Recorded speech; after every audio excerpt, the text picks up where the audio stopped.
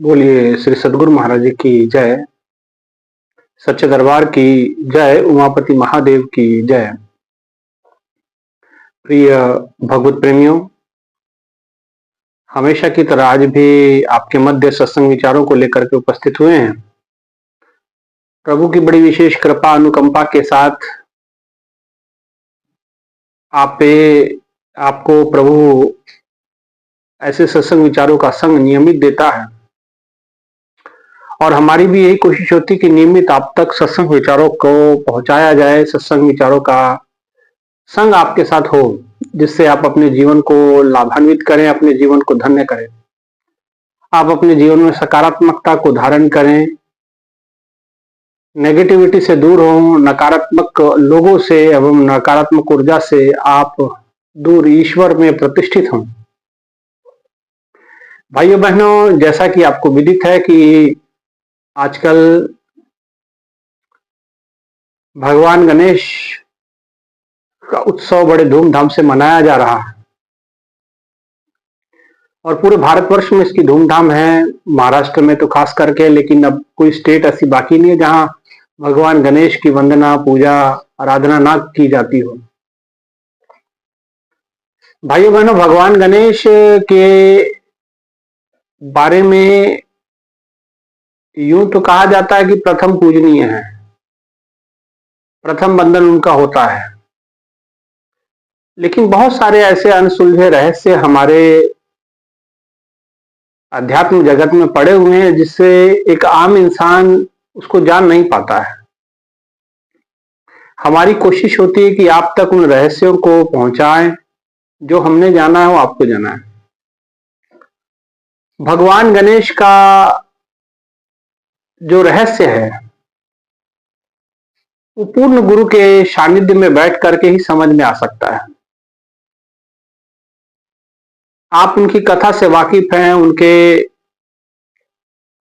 उनकी जो भी कथा प्रसंग है, जो भी उनकी कहानी, उससे तो आप वाकिफ हो जाते हैं, लेकिन उसके पीछे जो आध्यात्मिकता है, जो ज्ञान है, जो उसकी प्रचिति है, वहां तक हम पहुंच नहीं पाते हैं। भगवान गणेश के एक दांत है, एक दंत दयावंत, चार भुजाधारी। हाथी के दो दांत होते हैं सामने वाले, उसमें से एक ही है। परशुराम जी ने, मैंने पिछले वीडियो में बताया था कि परशुराम जी से युद्ध में उनका एक दांत परशुराम जी ने फरसे से तोड़ दिया था या काट दिया था। और भी कई बातें मैंने उसमें वीडियो में बताई थी और भी कई लोगों ने मैसेज करके बहुत सारे प्रश्न मुझसे पूछे हैं, तो कोशिश करेंगे उसके विषय में, उनके प्रश्नों के भी उत्तर देने का प्रयास करेंगे सत्संग के माध्यम से। भगवान गणेश का एक दांत प्रतीक है, एक दंत। अक्सर हाथी के दो दांत होते हैं, लेकिन भगवान गणेश के एक दांत है। क्यों? ये प्रतीक है कि हमें जैसे हम बाहर हैं वैसे हम भीतर से रहें। गुरुवाणी ने बड़ा सुंदर इसके विषय में कहा, एक बाहर भीतर एको जाने, यही गुरु ज्ञान बताई कि बाहर भीतर हम एक ही रहें, जैसे हम बाहर हैं वैसे भीतर रहें। वास्तविकता में संसार में कुछ और देखने को मिलता है। इंसान भीतर से कुछ और है, बाहर से कुछ और है, लोगों के सामने कुछ और हो जाता है। तो ये जो जगह जगह के जो मखौटे हमने ओढ़ रखे हैं, ये मखौटों को त्यागना पड़ेगा। भगवान गणेश के भक्त बनना है, भगवान गणेश के राह पे चलना है, तो भगवान गणेश जो बताते कि भैया दो दांत नहीं चलेंगे, माने एक दंत। एक दंत का अर्थ है यह है कि आप बाहर और भीतर एक जैसे हो जाए। आप बाहर से अच्छे बनते हैं तो भीतर से भी अच्छे बने। बाहर भीतर एको जाने, यह गुरु ज्ञान बताए। और बाहर भीतर अच्छे बुरे से भी ऊंची बात वो कह रहे, एको जाने। बाहर भी उस एक को जाने और अंदर भी उस एक को जाने। ऐसा नहीं कि बाहर आप अनेकों में लगे हुए हैं, बाहर अंदर से आप एक में अनेकों में लगे हुए। बाहर भीतर एक को जाने, एक ही जानना है। एक ईश्वर की उपासना के विषय में वो संकेत करते हैं। होता यह है, समाज के अंदर संसार में दृष्टिपात करते हैं तो हम पाते हैं कि व्यक्ति के अनेक मुखौटे हैं। पत्नी के सामने कुछ और है, बच्चों के सामने कुछ और है, मित्रों संबंधियों के सामने कुछ और है। लेकिन गुरु का ज्ञान जब मिलता है तो बाहर भीतर एक को जाने, माने आप सब में परमात्मा के स्वरूप को जानते हैं। जैसे गोस्वामी तुलसीदास जी कहते, सिया राम में सब जग जानी। उन्होंने सिया राम को सबके भीतर जाना। वो भीतर मतलब सबके अंदर किसको देख रहे हैं? माता सीता राम को देख रहे हैं। यही बात हनुमान जी भी कि सिया राम बसे हैं मेरे सीने में, उनके भीतर भी सिया राम, माने जो बाहर है वही भीतर, सबके अंदर वो राम और सीता को देखते हैं। उनके बाहर भीतर एक ही है, उनके अंदर अंदर छल कपट प्रपंच नहीं है जैसे आम लोगों में होता है। भीतर ठौर ठौर हम मलिनता भरते हैं और बाहर से हम सभ्य होने का ढोंग रचते हैं, मुखौटा उड़ते हैं। लेकिन भगवान गणेश का एक दात हमें समझाता है कि भाई हमें एक बनना है तो आपको पहले एक को जानना होगा, गुरु की शरण में जाके उस एक गुरु को प्राप्त करके उस एक ईश्वर को प्राप्त करें और उसी ईश्वर को बाहर भीतर जाने,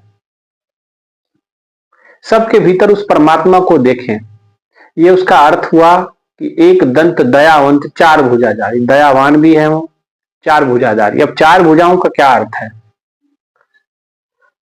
बड़ा विचित्र भगवान का यूं तो विचित्र रूप है। एक दंत दयावंत, एक तो लंबोदर है, लंबा उदर है। अब कई लोग कहते हैं कि खाने के बड़े शौकीन है इसलिए लंबा उदर है। ऐसा नहीं, भगवान को भोजन से कोई लेना देना नहीं होता है, तो भाव का भूखा होता है। लंबोदर का मतलब है कि लंबा उदर है। लंबा उदर का अभिप्राय यह है कि भगवान जो भी ग्रहण करते हैं वो हमें इशारा करते हैं कि आप जो कुछ भी सत्संग के माध्यम से ग्रहण करें उसे आप धारण करें। ग्रहण करने का मतलब आप एक कान से सुने और दूसरे कान से निकालें, ऐसे ना बने। भगवान जो भी ग्रहण करते हैं उनके उदर में समा जाता है। ऐसे ही आपको, शिष्य को, भक्त को बनना पड़ेगा कि आप भगवान गणेश का लंबा उदर, हमें लंबोदर जो रूप है उनका, ये हमें शिक्षा देता है। यह हमें बताता है कि आप जो कुछ भी सत्संग विचारों से सुनते हैं, भजन कीर्तन में सुनते हैं, जो कुछ भी अच्छा समझ में आता है उसको अंदर धारण करें। ऐसा नहीं कि इस कान से सुना और इस कान से निकाल दिया, इस कान से सुना किसी और को बता दिया, मुख से निकाल दिया, ऐसा नहीं। वो भीतर धारण करना पड़ेगा, भीतर उसको ले जाना पड़ेगा। भीतर आपको उस परम तत्व से आपको एकाकार होना पड़ेगा, है ना। तभी हम भगवान गणेश के लंबोदर रूप को हम सार्थक कर सकते हैं अपने जीवन में। एक दंत दयावंत चार भुजाधारी, चार भुजाएं उनकी। और यूं तो भगवान गणेश के कई रूप है, कहीं 10 भुजाधारी भी है, 8 भुजाधारी भी है, लेकिन चतुर्भुज रूप की उनकी पूजा का एक विशेष महत्व होता है। तो चतुर्भुज का अर्थ क्या है? ऐसे एकनाथ जी महाराज भी कहते हैं, ऐसी विठोबाची नगरी जिथे चतुर्भुज नर नारी, कि विठल की, भगवान की, ईश्वर की नगरी ऐसी जहां चतुर्भुज नर नारी, माने सभी चतुर्भुज है। चतुर्भुज का मतलब चतुष्पदी भागवत का ज्ञान या चार पदार्थों का ज्ञान, द फोर नोबल ट्रूथ, जिसके बारे में बाइबल कहती है कि उस चार आर्य सत्य का ज्ञान भगवान महावीर कहते हैं। चार घाट, भगवान बुद्ध ने चार आर्य सत्य कहा, वो गली तो चारों बंद हुई, मीराबाई कहती है। सुखमनी साहब गुरबानी में आता है, चार पदार्थ जे को मांगे सात जना की सेवा लागे, वो चार पदार्थ। हनुमान चालीसा में जो दायक फल चार, श्री गुरु चरण सरोज रज निज मन मुकुर सुधार, बरनो रघुवर विमल जस जो दायक फल चार। ये तो चार फलों का एक ज्ञान, वो ब्रह्म ज्ञान की ओर इशारा। दूसरा, वो चतुर्भुज हमें अपने जीवन की ओर भी इशारा करता है। चतुर्भुज रूप आप देखिए, भगवान गणेश के एक हाथ में पकड़ा है वेद पकड़े हैं, और वेद अपने चार वेद हैं, अथर्ववेद, सामवेद, ऋग्वेद और यजुर्वेद। ये चार वेदों का, हालांकि अब आप देखे होंगे भगवान गणेश के एक हाथ में चार वेद हैं या चार पुस्तकें पकड़ी होंगी, कई कई मूर्तियों में पुस्तकें होती हैं, लेकिन वो एक्चुअली चार वेद है। ये चार वेद प्रतीक है हमारे अंतःकरण के उस ब्रह्म ज्ञान के। भगवान कहते हैं अपने जीवन को सुंदर बनाना चाहते हैं तो गणेश जी से सीख लें। गणेश जी से क्या सीख लेनी कि आप अपने जीवन को सुंदर करना चाहते हैं तो पहले ब्रह्म ज्ञान की उस दीक्षा को, ज्ञान को प्राप्त करें, उस ब्रह्म विद्या को प्राप्त करें, जिस विद्या को प्राप्त करने के बाद किसी और कुछ वस्तु की प्राप्त करना शेष नहीं रह जाता। और जिस विद्या से सारी विद्या प्रतिष्ठित होती हैं, ब्रह्म विद्या सर्व विद्या प्रतिष्ठित है, कि ब्रह्म विद्या में ही सारी विद्या प्रतिष्ठित होती हैं। उस ब्रह्म विद्या को जाने, उस ब्रह्म ज्ञान को प्राप्त करें, वो चार पदार्थों का ज्ञान को प्राप्त करें, ब्रह्म ज्ञान को प्राप्त कर अपने अंतःकरण में परमात्मा के वो साक्षात्कार करें। अब ज्ञान लेना एक बात है, और ज्ञान के बाद भी एक जिंदगी है, एक जीवन है जिसे आपको जीना है। वो जिंदगी है शिष्य की, वो जिंदगी है गुरु भक्ति की। उस भक्ति को आपको कैसे करना है, तो वो आगे की तीन जो हाथ हैं भगवान गणेश के, वो बताते कैसे आगे जीना है। प्रथम हाथ में भगवान गणेश के चार वेद हैं, चतुर्भुज ज्ञान का प्रतीक है, ब्रह्म ज्ञान का प्रतीक है। दूसरे हाथ में भगवान ने कुछ हथियार या अंकुश पकड़ा होगा। आप देखिएगा अंकुश क्या है, ये अंकुश प्रतीक है अपने मन का। ज्ञान मिल जाना एक बात अलग है, और मन को साध लेना एक अलग बात है। ज्ञान गुरु की कृपा से प्राप्त होता है, प्रकट हो जाता है। ज्ञान की प्राप्ति हो गई, रास्ता आपको दिखा दिया गया, लेकिन आपका मन आपके हाथ में नहीं, आपके काबू, हाथ में मतलब काबू में नहीं है, तब भी दिक्कत है। ब्रह्म विद्या को प्राप्त किया, ब्रह्म ज्ञान को प्राप्त किया, अब आपको अपने मन को परमात्मा में, उस ज्ञान में लगाना है। लेकिन मन है वो तो हाथ में आने वाला नहीं, वो तो काबू में आने वाला नहीं। तो गणेश जी ने क्या रखा हुआ है, कुछ हथियार पकड़ा हुआ है। वो हथियार किसका प्रतीक है, अंकुश। वो किस चीज का प्रतीक है, वो प्रतीक है कि अपने मन को अंकुश लगा के रखें। हाँ, ये इशारा है, ये बहुत बड़ा ब्रह्म ज्ञानियों के लिए बहुत बड़ा संदेश है भगवान गणेश के इस भव्य त्योहार में। उसमें इशारा है कि आप अपने मन को अंकुश लगा के रखें। जब मन को अंकुश लगाएंगे तो क्या होगा, आपके जीवन में प्रसन्नता रहेगी, आपके जीवन में सुकून रहेगा, आपके जीवन में शांति रहेगी। भगवान ने कहा कि ज्ञान मिल जाना, ज्ञान मिलने के बाद अपने मन को अपने काबू में रखना, बहकने नहीं देना। दुनिया बहुत बहकाने वाली पड़ी हुई है, बहुत उल्टा पुल्टा बोलने वाली बैठी हुई है, तरह तरह के, और नई कोई दुनिया बहकाएगी तो आपका मन, तो आपके अंदर जो दुनिया देखी आपने, वो तर्क वितर्क अंदर में आते हैं, वो आपका मन बेचैन करेगी, आपके मन को परेशान करेगी, अपने आप को दुखी करेगी, आपको विचलित करने का प्रयास आपका मन करता है। इस मन को अंकुश लगा के रखना, यदि आपकी आज्ञा के अनुसार ही चले, आप मन की आज्ञा के अनुसार न चले। अक्सर लोगों से बात करते हैं तो लोग कहते हैं कि मेरी मर्जी, मेरे मन की मर्जी। तो आपके मन की मर्जी चलती, अभी आपकी मर्जी नहीं चली। आपको मन की मर्जी नहीं करनी, मन को अपनी मर्जी के अनुसार चलाना है। यही आप गलत हो जाते हैं। आप मन मर्जी पे चलते हैं, ठीक है, दुनिया में मन मर्जी चल सकती है, लेकिन ये मन किसी का साथी है नहीं। है मन के मते न चालिए, मन पक्का यमदूत, ले जाए दरिया में जाए हाथ से छूट।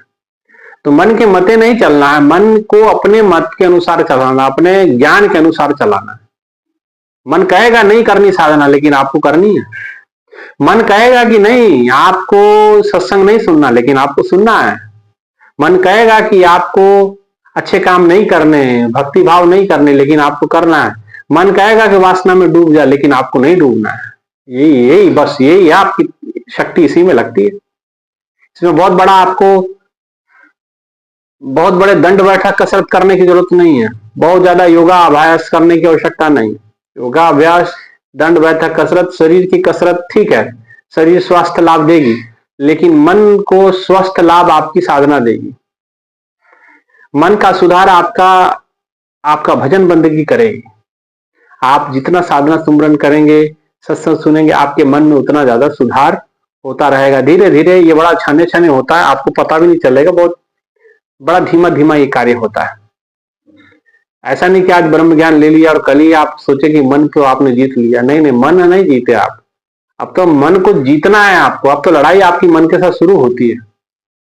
अब लड़ाई में विजय अब कब होगी, ये तो आपकी अपनी लड़ाई और आपका कैसा पराक्रम आप करते हैं आप पे निर्भर करता है। तो कहने का मतलब, अंकुश मन के ऊपर अंकुश लगाना है। भगवान गणेश का दूसरा हाथ में जो अंकुश पकड़ा है वो आपको इशारा करता है कि आपको मन के ऊपर अंकुश लगाएं। तीसरे हाथ में है मोदक। मोदक का मतलब होता है, मोद का अर्थ होता है प्रसन्नता। कई लोग इसका अर्थ ये बताते हैं कि भगवान को मोदक प्रिय है, भोग में मोदक चढ़ाते हैं, ठीक है चढ़ाएं, वो अपनी जगह पे ठीक है अपनी जगह, लेकिन मोद का अर्थ होता है प्रसन्नता, खुशी। आप कभी आपके घरों में कोई अच्छा खुशी का पर्व होता है तो आप कहते हैं ना, अरे बच्चा पास हो गया, जाओ मिठाई ले आओ, जाओ लड्डू बांट दो। तो ये मोदक क्या है, मोदक लड्डू, ये जो क्या है, ये प्रसन्नता का प्रतीक है। भगवान कहते हैं, भगवान की श्रृंखला देखिए चतुर्भुज की, आप एक हाथ में 4 वेद माने ब्रह्म ज्ञान को प्राप्त करो, दूसरे हाथ में अंकुश, मन को अंकुश लगा के रखो, ब्रह्म ज्ञान प्राप्त करो, मन को अंकुश लगा के रखो, और मन को अंकुश लगा दे रखोगे तो मन प्रसन्न रहेगा, आत्मा प्रसन्न रहेगी, आपके जीवन में प्रसन्नता ही प्रसन्नता रहेगी, है ना। तो मन को प्रसन्न करने की आवश्यकता है। मन को प्रसन्न कैसे रखेंगे, जब आप मन को अंकुश लगा के रखेंगे। तो मन को अंकुश लगाना माने प्रसन्न रहेगा आपका। और चौथे हाथ में क्या है, भगवान ने आशीर्वाद दिया हुआ है। भगवान का जो चतुर्भुज में चतुर्थ हाथ है, भगवान ने आशीर्वाद दिया हुआ। 3 हाथों में, एक में वेद, एक में अंकुश, एक में मोदक। मैंने अर्थ बता दिए, एक ने ब्रह्म ज्ञान प्राप्त करे, दूसरा जीवन में अंकुश रखें मन के ऊपर, तीसरा अपने आप को प्रसन्न रखें, मन को हमेशा कूटते सुरते ना रहे। कई लोग होते हैं दुखी रहते हैं, वो बेचारे, जाओ वो खुद तो दुखी रहते, दूसरों को भी दुखी करके रखते हैं, ऐसे नहीं रहना, प्रसन्न रहना।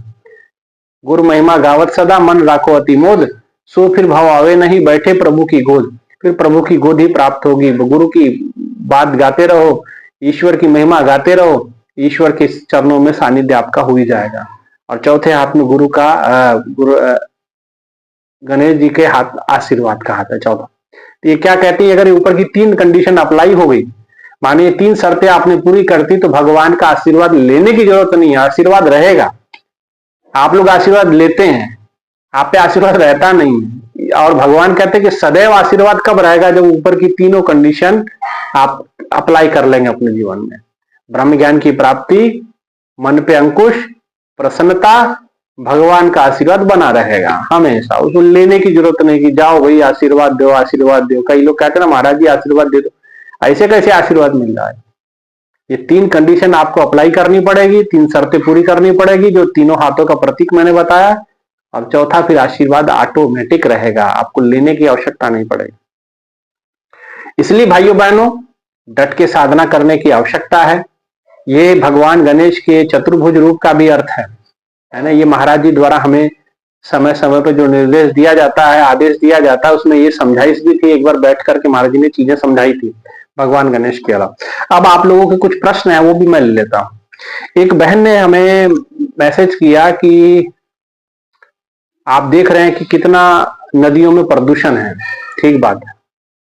और इस प्रदूषण को कम करने की बजाय जब हम गणपति का विसर्जन नदियों में करते हैं तो नदियां और प्रदूषित होती हैं। बिल्कुल आपकी सही बात है, इसमें कोई दो राय नहीं है कि नदियां इससे प्रदूषित होती हैं। अब इसलिए चाहिए कि आप अपने जो भी गणपति की, भगवान गणेश के जी का जो विग्रह आप लेके आए, कोशिश करें कि वो मिट्टी का हो। मिट्टी से कोई दिक्कत नहीं होगी, मिट्टी से कोई प्रॉब्लम नहीं होगी। नदियों को मिट्टी मिट्टी में मिल जाती है। अब दिक्कत किससे आती है, जो उस पे लगता है पेंट, ऑयल पेंट जो लगता है, उसका भी ऑप्शन अब बहुत सारा आ गया है कि आप नेचुरल पेंट्स यूज करें, नेचुरल कलर या कागज के कलर आप इस्तेमाल कर सकते हैं। बहुत सारे जगह पे मेरे पास अभी फोटोएं आई हुई हैं, बहुत सारी जगह पे लोगों ने भगवान गणेश के विग्रह को नेचुरल पेंट दिया हुआ, माने ऐसा रंग जो केमिकल से नहीं बना हुआ, फूल पत्तों से बना हुआ जो रंग होता है। जैसे एक महाराष्ट्र में फूल मिलता है, अगर आप उसको हाथों में रगड़ोगे तो पूरा हाथ लाल कर देता हो और कई दिनों तक उसका वो रंग छूटता नहीं है। ऐसे एक पत्ता होता है, हरे रंग का पत्ता आता है, महाराष्ट्र में कहीं पाया जाता है, वो ऐसे कर दो तो पूरा वहां हरा हरा हो जाएगा। तो ऐसे नेचुरल कलर से भी कर सकते हैं। अगर उससे भी नहीं होता है तो बच्चों के जो पेंट आते हैं, उन पेंट से भी आप गणपति की प्रतिमा को आप जो कलर, वाटर कलर जो होते हैं, उससे भी आप रंग सकते हो। नहीं उससे भी ज्यादा और देखना है तो फिर आप कागज से भी आप लाल पीला जैसे भी भगवान को रंगना चाहो ऐसा रंग सकते हैं। तो ये उसका एक तरीका हुआ। तो लोगों ने फिर एक प्रश्न उसमें एक ये भी था, क्योंकि ये तो सनातन परंपरा है, इस परंपरा का विरोध हम नहीं करते भाई, ठीक है गणपति जी की प्रतिमा का आना और फिर उनका विसर्जन करना, तो ये विसर्जन क्यों करते हैं? मेरे से एक बहन ने पूछा है, इसमें मेरे प्रश्न आया, उसमें ये भी बात है कि विसर्जन क्यों? ये तो आपकी इच्छा है, आप रखना चाहे सारी जिंदगी लिए अपने घर में रख सकती हैं, भगवान तो नहीं कहते। लेकिन विसर्जन इसलिए किया जाता है, इसके पीछे का रहस्य वो भी कथा मैं आपके सामने रखता हूं, क्योंकि भगवान गणेश जी बहुत बड़े लिखारी माने लेखक भी हैं, और भगवान गणेश जी ने महाभारत जैसे बड़े महाकाव्य की जो लिखावट है भगवान गणेश ने की, और की भी कौन से, वो जो उनका दांत टूटा हुआ था उस दांत को संभाल के रखा गया, और उसके द्वारा भगवान गणेश ने वो पूरा महाभारत ग्रंथ लिखा। वेद व्यास जी ध्यान में बैठ करके वो बोलते जा रहे थे और गणेश जी लिखते जा रहे थे, और कहते कि काम लगातार 10 दिन तक चला, लगातार वो रात दिन बैठ करके वो गणेश जी ने महाभारत ग्रंथ पूरा किया। वेद व्यास जी ध्यान में बैठे थे, बताते जा रहे थे, लिखते जा रहे थे। अब वो जैसे लिखते जा रहे थे तो जैसे 10वें दिन महाभारत ग्रंथ पूरा हुआ तो भगवान गणेश का जो ताप है वो बहुत बढ़ गया, बहुत बढ़ गया भगवान गणेश का ताप, शरीर गर्म हो गया उनका। तो भगवान गणेश का शरीर ठंडा करने के लिए उनको क्या किया गया कि पास ही की जो नदी थी उस नदी में उनको डुबोया गया। तब से ये परंपरा विसर्जन की परंपरा बनी, उनको ठंडा करने के लिए ये परंपरा तब से बनी है विसर्जन वाली, इसको अन्यथा ना ले, ठीक है, ये परंपरा है। अब रही बात प्रदूषण की, तो आप कोशिश करें, अब तो जैसे अब हम जहां मैं देखता हूं बहुत सारी नदियों के अंदर छोटे छोटे टब बना दिए गए हैं, माने 20 बाय 20 25 बाय 25 के एक अलग से इलाका घेर लिया गया दीवार से और नदी के बीच में, और उसको उसी में गणपति जी की प्रतिमा विसर्जन करें, बड़े बड़े जो प्रतिमा होती हैं, तो उससे भी आप प्रदूषण आपका कंट्रोल हो जाएगा, है ना। एक तो ये तरीका, प्रदूषण तो होता है इसमें कोई डाउट नहीं है, फूल से पत्ते से कोई प्रदूषण नहीं है, प्राकृतिक चीजों से कोई प्रदूषण नहीं है, प्रकृति अपने आप में समा लेती सबको। हाँ ये जो केमिकल वाले पेंट है इससे थोड़ी दिक्कत मुझे लगता है कि होती होगी। उसका भी सोल्यूशन ये है कि आप जैसे अब नदियों में जगह जगह घाट बने हुए, घाट भी घेरे हुए चारों तरफ से, ताकि ये पानी उस पानी में ना मिले, और पानी अपने आप नीचे सूख जाएगा, सफाई हो जाएगी, और बहुत सारी चीजें है ना। मिट्टी तो मिट्टी में मिल जाती, कोई दिक्कत नहीं, मिट्टी का कोई केमिकल के, तो उससे थोड़ा सा होता है। तो कोशिश करें कि नेचुरल गणपति हो। अब नेचुरल गणपति बहुत तरीके से बन सकते हैं। एक जगह हम पीछे कहीं बात चल रही थी कि पूरे केले का ही गणपति बनेगा, वो केले के जो केले से ही उन्होंने डिजाइन करके उन्होंने गणपति बना। तो ऐसा भी आप भी लोग कर सकते हैं, तो ये प्रकृति के साथ छेड़छाड़ कम हो जाएगी, माने ये आप समझ सकते हैं इसको चीजों को। और दूसरी एक चीज थी, और भी लोगों ने कहा विसर्जन का, तो मैंने बता दिया। तो क्या ये भगवान गणेश का अपमान है, बहन जी ने पूछा है। तो भाई अपमान नहीं, ये परंपराएं हैं, और ये परंपराएं सदियों से चली आ रही हैं। ठीक है आप फॉलो नहीं करते, कोई ऐसा कंपल्सन नहीं है कि आपको ये करना ही है, लेकिन जो करते हैं उन्हें, क्योंकि सनातन परंपराएं हैं, इससे बचा हुआ गणेश फेस्टिवल बचा हुआ, इस गणेश की वजह से बहुत धर्म की जागृति बची हुई है। अगर गणेश फेस्टिवल ना मनाया जाए तो मुझे नहीं लगता कि हमारे देश की आबादी गणेश को जान पाएगी। और गणेश जी के कारण अब देखिए कितने लोगों में, कितने बच्चे जो युवा लोग हैं वो मंडलों से जुड़ते हैं, वो गणपति जी का, ठीक है मंडलों के नीचे अब मान लीजिए कोई नाच गाना तमाशा भी लोग चला लेते हैं। अब ये तो अपना कर्म है, कर्मी आपो आपनी के नेड़े के दूर है ना, कि भाई कर्म अगर खराब करोगे तो अपना भुगतोगे, उसमें आपको हमको चिंता करने की आवश्यकता नहीं है। लेकिन सनातन परंपरा है, मूर्ति स्थापना करना, विसर्जन करना तो आप कर सकते हैं, कोई बात नहीं। अगर नहीं करना चाहते तो नहीं करें, कोई बात नहीं है ना। तो करना चाहे तो कर सकते हैं। थोड़ा जल प्रदूषण होता है, नदियां प्रदूषित होती हैं, इसका थोड़ा ध्यान आपको रखना पड़ेगा। इन सब चीजों का ध्यान रखें, बाकी तो कोई दिक्कत मुझे लगती नहीं है। भगवान गणेश प्रथम पूज्य हैं। माने क्यों पूजते हैं? महिमा जाकी जान गणराव प्रथम पूज्यत नाम प्रभाव। तो वो नाम की वजह से प्रथम पूज्य हैं, क्योंकि इसलिए नाम सुमरण साधना में जब हम नाम स्मरण करते हैं वो उसके कारण वो प्रथम पूज्य है। तो ये नाम स्मरण आप करें, प्रथम पूज्य।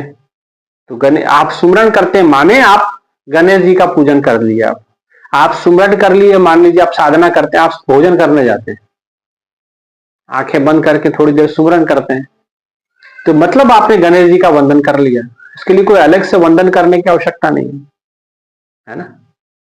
ठीक है, वो पूजा वूजा होती तो उसमें पंडित जी जो कर्मकांड करवाते थे उसमें गणेश जी के श्लोक लेके दो चार पहले पूजा करवा देते हैं, गौरी गणेश की पूजा करवा लेते हैं, वो ठीक है, वो अपना वो कर्मकांड तक सीमित है। लेकिन सीधी सीधी अर्थ उसका समझना है कि आप सुमरन जब करते हैं तो गणेश जी की वंदना हो जाती है। जब आपने कुछ भी खाने से पहले कहीं जाते हैं, नाम स्मरण करते हैं, तो गणेश जी की प्रथम पूजित नाम प्रभाव, उस नाम के कारण से वो प्रथम पूजनीय। तो ही नाम आप भी सुमरण करेंगे तो प्रथम पूज की वंदना हो गई आप, है ना। इसलिए इसको अलग से कुछ सोचने की जरूरत नहीं है। कई लोग अब कहते हैं कि गणेश जी की पूजा या इस प्रकार से करना क्या जरूरी है? ठीक है, हमारी सनातन परंपरा में है तो इसको करें, क्यों दिक्कत, क्या दिक्कत है हमारी अब होता क्या है कि देखिए प्लस माइनस दोनों चीजें होती हैं। इसमें नेगेटिव चीजें तो मैंने आपके सामने रख दी कि भाई प्रदूषण एक नदियों में होता है, और पॉजिटिविटी इसमें यह है कि 10 दिनों तक देखिए सारे बच्चे, बूढ़े, युवा, बहने, भाई गणेश जी की पूजा में एक शुभ काम में लग जाएंगे। तो ये पॉजिटिव वाइब्रेशन पूरे क्षेत्र में फैलती है। सुबह शाम मंदिर में वेद मंत्रों का ध्वनि होता है, पूजा आराधना होती है, सुबह शाम आरतियां होती है जहां जहां मंदिरों में, जहां जहां मूर्तियां स्थापित की गई 10 दिनों के लिए। तो ये बहुत बड़ी बात है, इसलिए इसका विरोध करना ठीक नहीं होगा।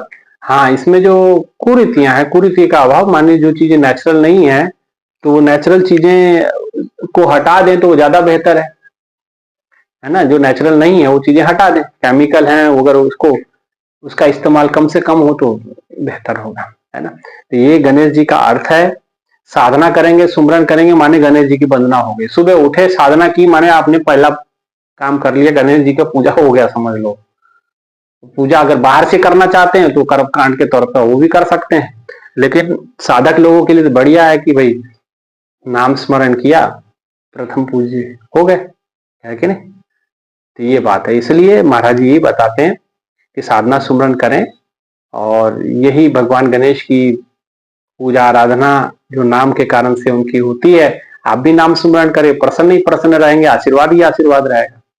इतना ही कहते हुए आप सभी को भगवान गणेश के इस त्योहार की हार्दिक हार्दिक शुभकामनाएं। इतना ही कहते हुए मैं विचारों को विराम देता हूं।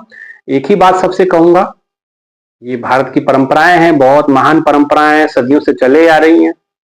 तो इन परंपराओं में जो त्रुटियां हैं उसे हमें निकालने का प्रयास करें, जो परंपराएं खराब है उनको निकालने का प्रयास करें।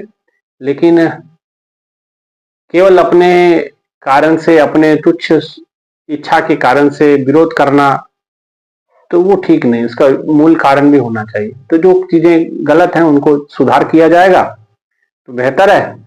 और जो उसका आध्यात्मिक अर्थ है मैंने तो आपको बता दिया कि 4 भुजाओं का क्या अर्थ है, लंबोदर का क्या अर्थ हुआ, एक दंत का क्या हुआ, है ना। विसर्जन क्यों मनाया जाता है ये भी मैंने आपके सामने रख दी।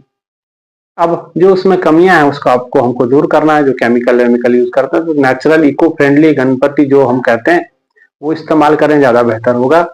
और यही बात कहते अपने विचारों को यहीं विराम। बोले श्री सद्गुरु महाराज जी की जय, सच्चे दरबार की जय, उमापति महादेव की जय। सबको ढेर सारी गणेश फेस्टिवल की, गणेश उत्सव की हार्दिक हार्दिक शुभकामनाएं। इतना कहते विचारों को विराम। बोले श्री सद्गुरु महाराज जी की जय, सच्चे दरबार की जय। धन्यवाद।